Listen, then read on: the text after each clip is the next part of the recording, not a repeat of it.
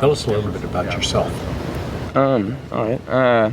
I'm currently attending Southern Methodist University in Dallas. I'm pursuing my degree in mechanical engineering. I was able to meet my CEO that I work for right now in high school. I did the NASA High School Aerospace Scholars when I was a junior, and went to the Johnson for a few days, and I absolutely loved it. Like I said, that's where I met my CEO. I spent some time talking to him while he was doing some electrical engineering for a few projects that NASA had going. And really ever since then, I fell in love with the whole realm of space, the research behind it, just really the drive that I've seen at this conference is very inspiring. I really feel inclined just to get out there and start telling people that just because the shuttle program is done, just because NASA's, slightly fading out of the picture, it's really not the death of aerospace. It's, in fact, the antithesis. It's just about to start really picking up. And you can just see so many people that are just so excited to, pour their funding, pour their time and souls into, just furthering the human presence in space. And I'm just really excited to be part of it. Our company has a website up. It also has a mobile version, so if you want to type it in on your Android or iPhone, it would be www.solarsystemexpress.com. If you go there, you can find out all about the projects we have going. We have a few more that I didn't mention, and definitely check it out. It's some good stuff, and feel free to just join the movement. Commercial aerospace is really taking off, and I'm glad to be part of the companies that are spearheading the way. Tell us about your company.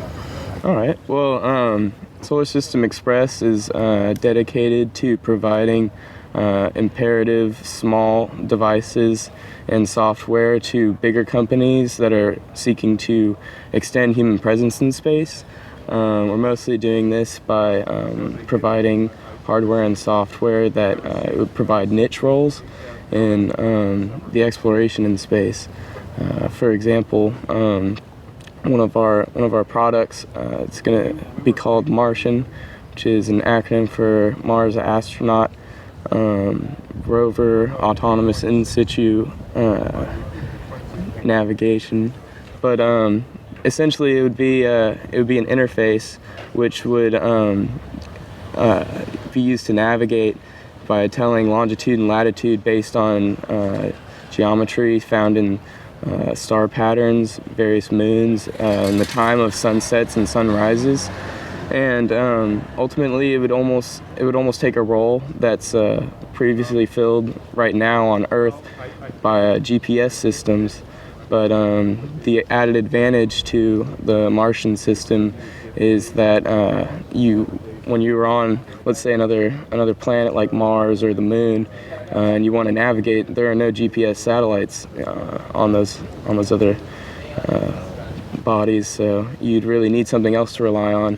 And when you're relying on algorithms and not satellites, it's a lot more friendly in other environments. So that's really what we're trying to do with that. So let me understand this. You're taking essentially a picture of the sky, and that is telling you, because of the time, because you know what time it is,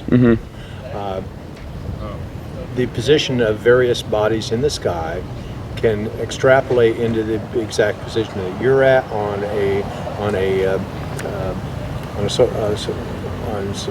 anywhere in the solar system.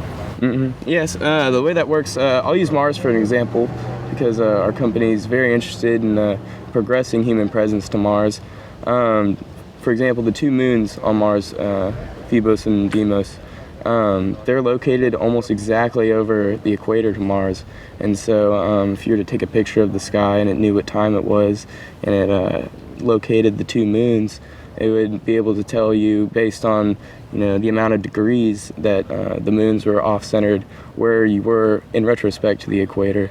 And once again, the real benefit there is you're not relying on any sort of satellites that aren't really there. So it's just purely geometry and looking at the sky and using markers. So, yeah. What kind of camera mechanics are involved in that? Because you couldn't take a 180-degree picture to get horizon to horizon of the sky all at once in a 360-degree plane. So if you're focusing on a particular portion of the sky, how does the software and the algorithm know what position you're at that time? Or do you take a series of pictures, one right after another, and then collate that data? Well, it would rely more on singular pictures as opposed to like a panoramic. The way we do this is the hardware that we're designing right now that's going to house the Martian software.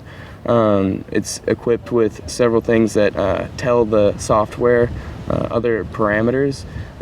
For example, we're going to integrate technology referred to as a fiber optic gyroscope. And so essentially it works much like a regular gyroscope would, but when the camera is tilted a certain angle, or this way or that, it'll detect through the fiber optic gyroscope the incline to the angle to the horizon, and it'll incorporate that data along with the geometry of whatever's in the sky, and really just whatever image the camera is getting from the sky. The star patterns are always the same, at the corresponding times, and that coupled with the information that the camera is taking in through alternate sensors, that's really what provides the accuracy we're looking for.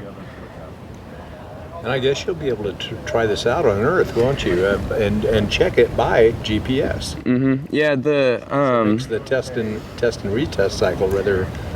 Yeah, one of the big perks to this technology is the duality that it possesses in both its space applications as well as the one it can fill on Earth. We'd actually be looking to market something like the Martian to outdoors lovers, mariners that don't necessarily want or can rely on GPS.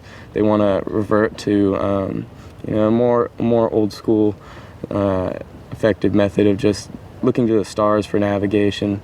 We'd also be looking to try to get Boy Scouts into it, try to get an electronic sextant badge, because really that's what it almost is. It's a way of just like refining the sextant, giving it some new features, supplying some modern algorithms to it, and just really making it more effective.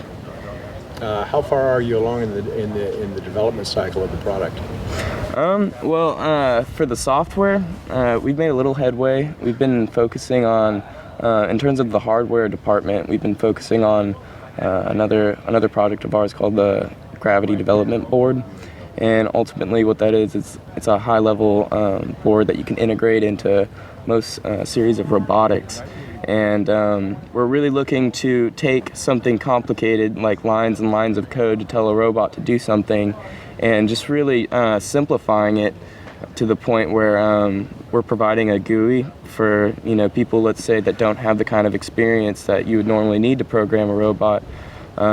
It provides them with a method of just dragging and dropping certain commands and really getting the robot to do what they want it to without spending hours. Instead we're turning those hours into minutes, and providing the whole robotic experience to, let's say, like middle schoolers that they just have to look at a command, drag it here, and then your robot's going to do exactly what you want.